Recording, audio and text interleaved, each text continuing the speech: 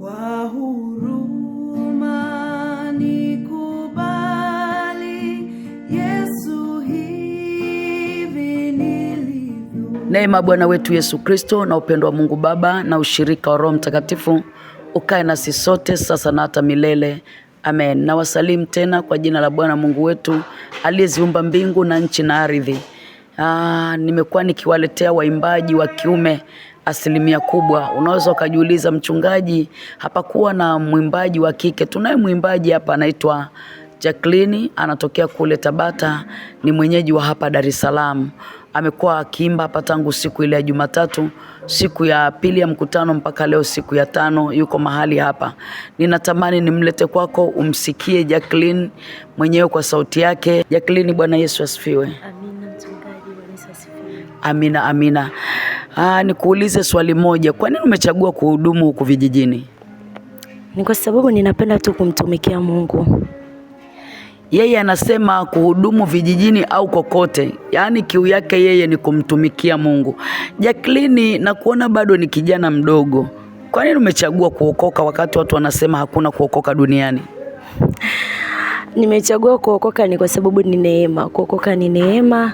Kwa hiyo neema iliponijilia, nami nikakubali kuokoka na kumtumikia Mungu. Anasema wokovu ni neema, na neema ilivyomwangukia alikubali kuokoka na kumjilia Mungu. Ndugu unayemtazama, Jacqueline ni mwimbaji wa nyimbo za Injili. Sasa sijajua kama alisharekodi au bado, na kama amerekodi atatuambia, na kama bado atatuambia, na akialikwa mialiko yake kwenda kuhudumu inakuwaje atatuelezea kwa kifupi. Karibu. Amina.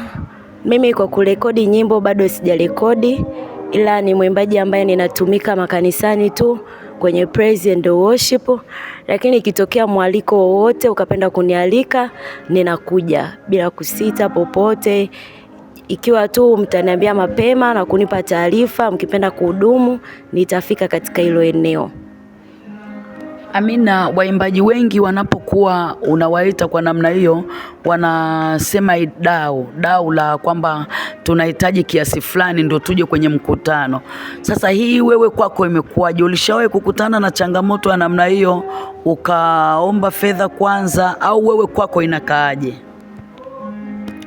Kwangu mimi siwezi kuomba pesa kwanza, kwa sababu nikipokea mwaliko kama huo mkutano, kikubwa ninachoangalia ninaenda kufanya kazi ya Mungu.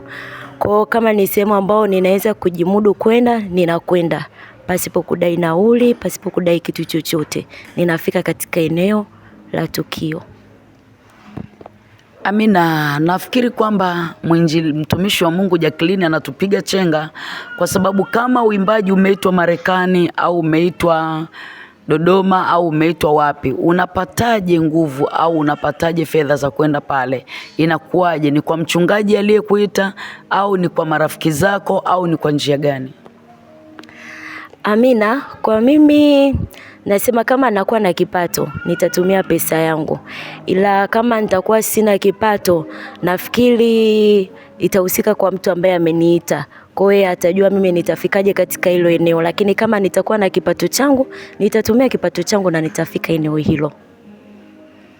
Amina. Jacqueline, wanakutazama waimbaji wengi kwa sasa, nafikiri watakutazama waimbaji wa Tanzania, waimbaji wa gospel. Ni mwimbaji gani unayempenda Tanzania, au wa kike au wa kiume, unayesema kwamba nikifanikiwa kuimba naye nitamshukuru Mungu, au nikifanikiwa kufanya collab naye nitamshukuru Mungu? Kuna Christina Shusho, kina Martha Baraka, kina Martha Mwaipaja na wengine wengi sana. Ni mwimbaji gani anakuvutia? Mimi kwa upande wangu navutiwa sana na Gwamaka, ndo ninayempenda. Ukiacha wakina Christina Shusho, ila mtu ambaye natamani kuimba naye ni Gwamaka. Ninapenda ni kuabudu Bwana,